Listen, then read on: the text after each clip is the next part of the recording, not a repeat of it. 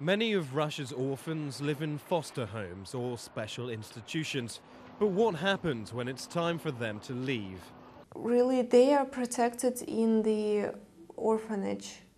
They are fed, they are clothed, they are provided with housing. But after that, nothing happens. And this is our mission, to help these kids leave the orphanage with some skills.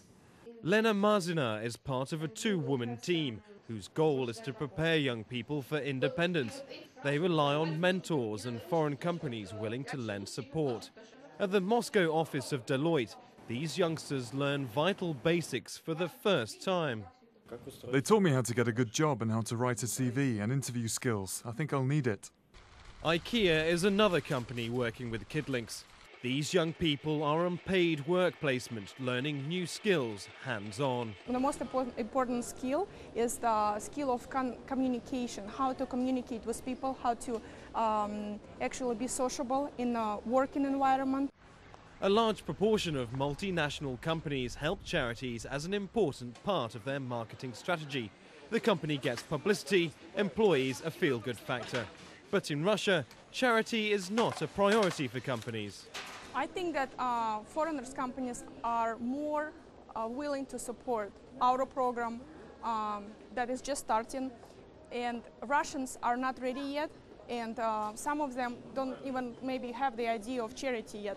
Kidlinks is desperate for support, but they're often faced with Russian companies reluctant to lend a helping hand. But here in Children's Home number 8, their work is benefiting many. This is a self-contained apartment within the home. Youngsters live here for 2 weeks at a time. In apartments like this, the likes of Pasha and Zhenya can learn key domestic skills in preparation for the real world out there. But this is still very much an experiment in its infancy.